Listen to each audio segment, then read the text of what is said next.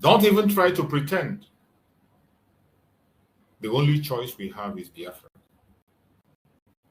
Most time I say, I wish we had another choice. How I wish we have another choice. I would have liked to try it. But as it stands today, the only choice for us is Biafra.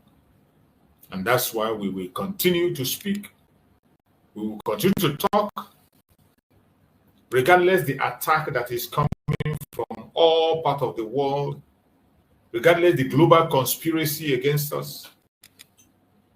We will not stop talking, because once we stop talking, the worst will happen.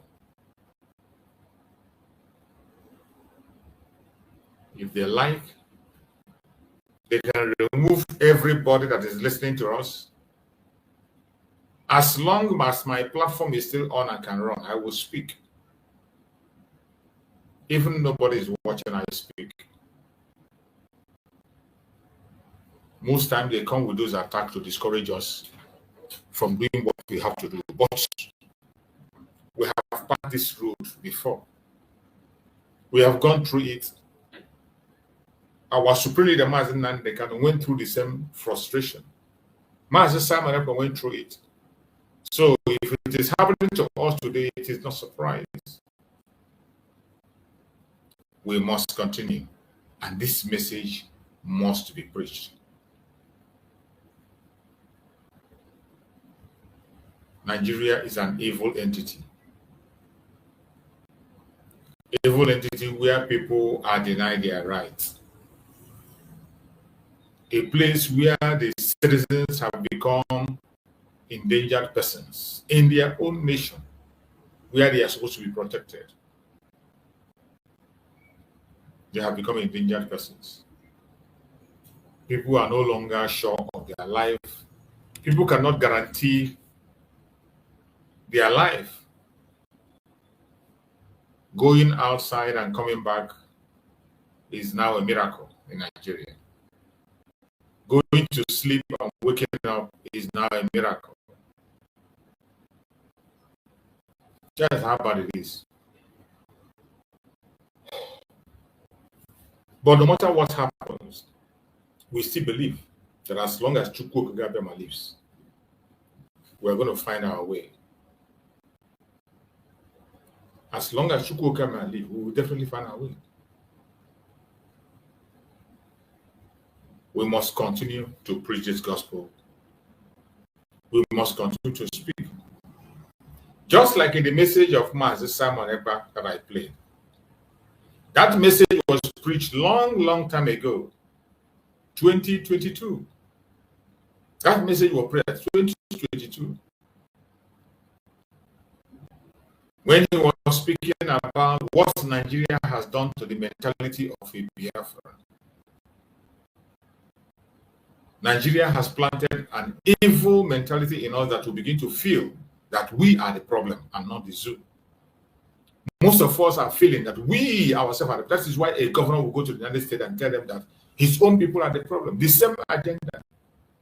Nigerian government have made it that we feel that we are the problem. You see your brother as a problem.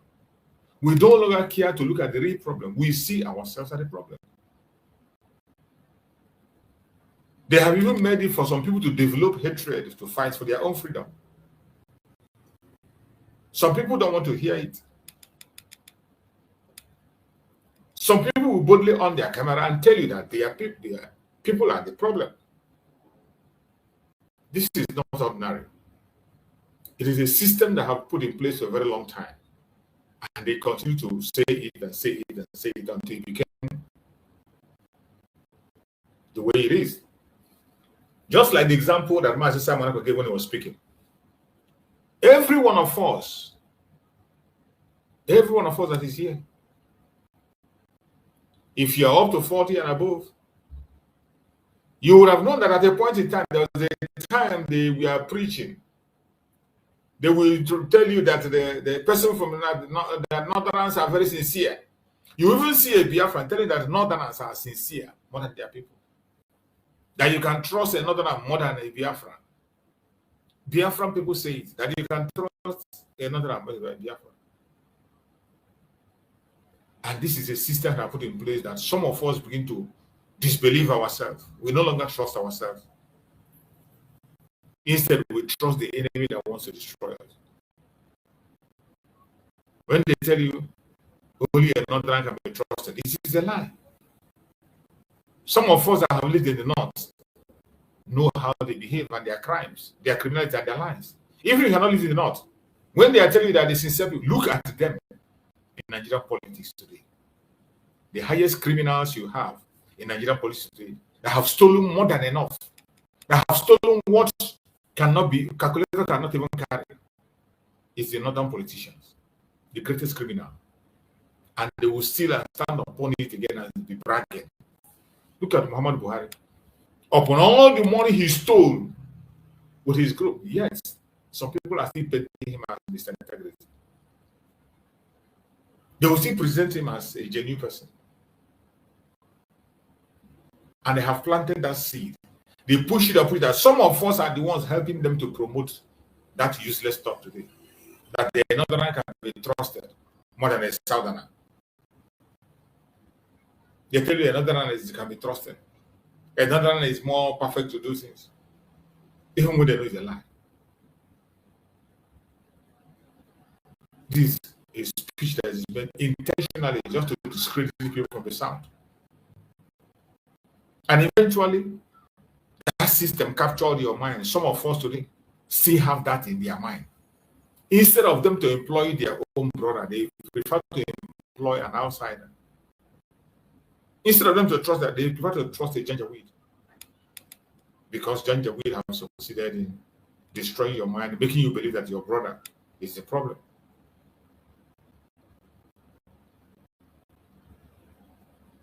It is sad. But that's a bitter truth that you must hear. It's a bitter truth you must hear. We are not the problem. Every single atrocity you are seeing in Nigeria and the failure of Nigeria today is something that is planned and put in place. And there is no remedy to it. The only remedy to stop it today is to end Nigeria. That name Nigeria comes with the destruction you are seeing today, the insecurity you are seeing today. They are what makes it Nigeria. You cannot remove them. The only time you can end the atrocities in the zoo today is to end that name that is sponsoring and pushing forward all this evil agenda. If you don't do that,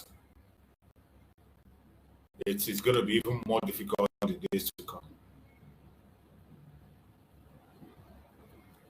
Wherever you are watching from, wherever you are anchoring from, I urge you to be steadfast. Do not lose your hope. Do not lose your faith. We must continue to preach this gospel, whether they like it or not. We must continue to remind them of these messages. Let's once again hear our super leader, Mazi Nnamdi Kanu. And of course, the most consistent broadcasting platform insofar as Africa is concerned, right across the world. Millions listen to us because they know we preach the truth. The whole truth and nothing but the truth. That is why this very day, because you are in one Nigeria, in multiculturalism, the army will come to Olo to defend Fulani Janjaweed living in our forests. We went to Olo to defend our people. They came, they arrested the clerics. Men of God, they arrested all of them. How many times have you heard that imams were being arrested in the north? Or that villages were being invaded in the north and imams being arrested? Only in Biafra land. And this is your multiculturalism. This is a place where you want all of us to stay, somehow to pretend that all is well when we know that it is not. In that same Nigeria is where Fulani headsmen openly boast about conquest. Benue State is one. That is where I feel sorry for the idiots talking rubbish from Benue. They came and they made the same bold claim on Edo State. And I quote, "We will kill all policemen and take over Edo State." Vanguard publication of January 23, 2021, this year. Only 2 months ago. Nothing happened to them. Only the Fulanis can lay claim to land that doesn't belong to them, and nobody will say anything. When you try to respond, they come against you. And your average foolish Nigerian who cannot reason properly, they're not educated very well, I'm sorry to say, will side with the oppressor. It's only in Nigeria where the victim becomes the accused. You came into Olo, Hope Uzodinma tried to give you land in Olo to build a Fulani settlement, and we said no to it. That's all. Talk about Olo crisis. And now they're trying to blame IPOB, they're trying to blame Eastern Security Network. But all of you are aware of the fact that Nigeria Army and Nigeria Police are essentially Fulani Janje with terrorists in uniform. The newspapers, all the articles, everywhere, the national discourse is replete with instances of Fulani being supplied by the military, as you're going to listen to later on. But nothing happens. When you try to fight back, you become the victim. And we are saying we are fed up of being victims. We can no longer be victims anymore. If you kill us, we'll kill you. I'm saying it live on video, so you can share the video all over the world if you want. If you come to our land to kill us, we'll kill you. As simple as that. It may take us some time, but eventually we'll overwhelm you. Well, in the end, we always win. As I warned them in Benue, we are in Benue. In all of our communities in Benue State, and we're not living there until we are certain that the lives and properties of our people there are firmly secured. Any day we learn to stop blaming the victims, this world will be a better place. I'm directing this very statements to the US Ambassador, to the UK High Commissioner, to the EU presence in the zoo, and the UN as well. I know all of you will do nothing. We are not Muslims, so you're not going to help us. That's obvious. We know that for sure. But we have something that you do not have. We have the grace, the might, and protection of God Almighty in heaven. And we know that God exists. And as long as He liveth, as my name is Nnamdi, my Redeemer liveth, as long as God lives in heaven, all of you can never triumph against us. Zuku said it before, and you said he failed. We know why he failed, because God said the time wasn't right. I want to show them, my children, what is called Biafra, that very kingdom. They have to fight their way into it. If that is the option you leave for us, then by all means, we will oblige you. But Biafra must come, or we all die. It's as simple as that. There is no alternative. People must understand the rage that is boiling within us. You must understand how angry we are. We may look normal to you, but we are very, very angry, believe you me. And by the time we are done with Nigeria, the name won't exist. That I can assure you. You people are now beginning to see the type of madness that we are capable of unleashing. And more is coming. And I do not hide it, because you hate us anyway. This conspiracy against Biafra, for no reason, we've done nothing wrong to anyone. But you despise us and you hate us. You want us to die because God gave us oil and gas. You want to take our land. It's not going to happen. And we're not apologizing or begging anybody to please read this letter. They are raping our women. They raped our women. Did you do anything about it? They went to the UK High Commissioner. They were telling them, oh, we can't do anything about it. Rape victims. But you're doing something about defending Fulani. You are defending Fulani. But rape victims in front of you cannot defend them. And you're neutral. And you want Nigeria to continue. So you want me to stay in a Nigeria where my women will be raped every day. Nobody will do anything about it. And I'll be clapping for you. One Nigeria, I'll be clapping for you. Mad people everywhere. People are insane. You want me to stay in a country where the Fulani police and soldiers can come and take our women, rape them anyhow they like. Even before they release them, they charge us. Do you know how much we have spent? We have spent nearly 9 million naira to secure the release of people who were abducted and raped, victims of state crime. Britain didn't say anything.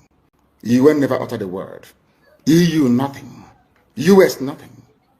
And you want me to be in that country? I think some people are mad.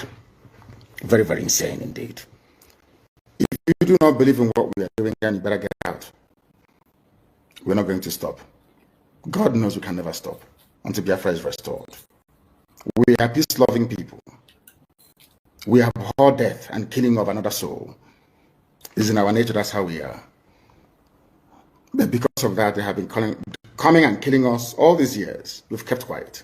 They've been killing and killing and killing quiet. We have a case at the ICC. We have a case at Africa Union. We have a case at, what else again? Pending before the UN in New York. We've been to Geneva to tender our case. Before UN, till today, nothing. In fact, the more we complain to them, the more they come to abduct and rape our children, the more they come to kill us, the more they want to take over our land and our forests. And who told them that's going to be possible in our time? In a movement that I lead, you think you can come into our land and take it over? Oh dear. That means you don't know who we are. 30 pastors arrested for doing nothing. Have you heard about any imams being arrested in the north? No. Do you want me to stay in one Nigeria with you after this level of injustice? Is that what you think? No, it is not going to happen. Not now, not tomorrow. There are two things plaguing them in the zoo: lies and deceit. If not for the coming of IPOB, of Radio Biafra, all of you would have lived and died in the ignorance that Zuku caused a war. That's what they were writing. Britain helped them to write it. Ojukwu was a rebel, a secessionist, because we have no media. That is why they're paying Facebook billions upon billions of US dollars to stop this truth from coming out. Did Ojukwu cause any war? Go on is alive, go and ask him. Did Ojukwu cause any war? Ojukwu went and negotiated restructuring with you. In Aburi, you came back, Britain told you not to agree because Britain realized that all the component units of Britain knows that if you go back to regionalism, you will have economic growth. The country will do very well. But Britain doesn't want it. That was why they even instigated the Zuku, so-called Zuku, saying they will bring Awolowo to become the head of state. They knew what was going to happen. They wanted to truncate the economic miracle of Dr. Michael. But what I'm telling you are fast. Go and investigate for yourself. In the East, you had the fastest growing economy in the whole world, over 40% every year. In the West, Awolowo was performing his own miracle as well. Even in the North, Ahmadu Bello and Tafawa Balewa were doing very well. You had all those massive industries in the North. You even had Alamajiris that were employed in the North, meaningfully employed, gainfully employed. They were all doing very well. Britain said, no, for us to control this, we need to impoverish them. Let us introduce this war. There was a coup by Nzogu. And after that, there was the massacre of, as usual, massacre of our people in the North. Ojukwu said, I have to secure my land and my people. They said, no, let's go to Aburi to discuss it. Ojukwu went to Aburi and agreed, restructuring. That's something now you're asking for, to tell you how foolish Nigerians are. They're very foolish. That same nonsense you're asking for now was discussed many years ago. Ojukwu sat down in Aburi with Gowon and decided that regionalism was the best way forward, restructuring, going back to who you were, 1963 Constitution, 1960-1963 Constitution. Be on your own and pay tax to the central government, as they have in America, as they have even in Britain. Britain, you have Scotland that is almost independent, Wales, the same thing, everybody is free, but Britain doesn't want the same thing they're enjoying to happen in Nigeria. Why? Ask yourself that question. Anybody telling you about one Nigeria is your enemy. I'll prove it to you now. Ojukwu negotiated devolution, regionalism. The North will be on their own, the West on their own, even Midwest on their own, and then the East on their own. It's the same one Nigeria. On their way to the airport, before they boarded the aircraft, a call came from Lagos, from the British High Commissioner in Lagos to Gowon, telling Gowon not to agree, after having signed the agreement.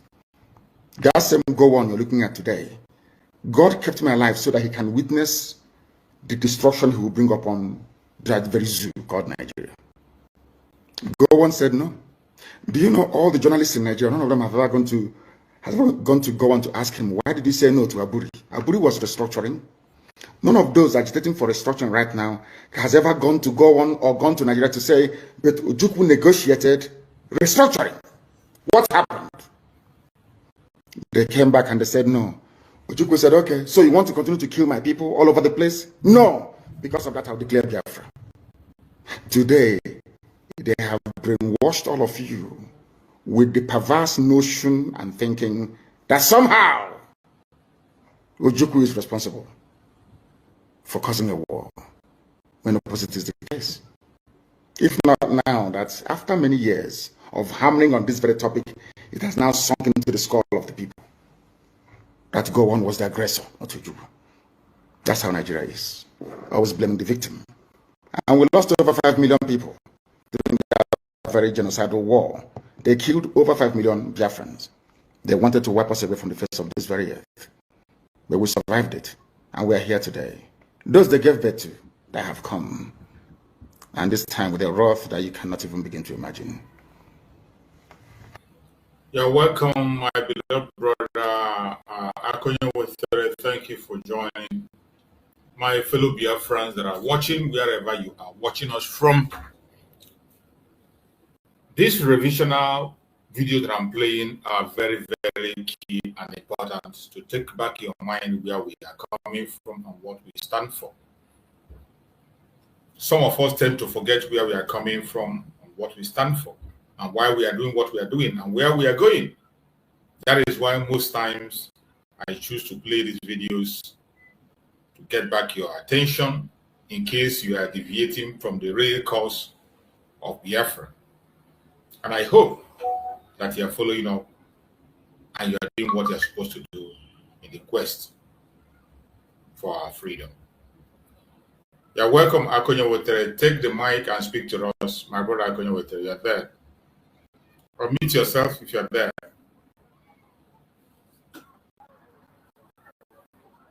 Like 5 minutes, I will. Okay.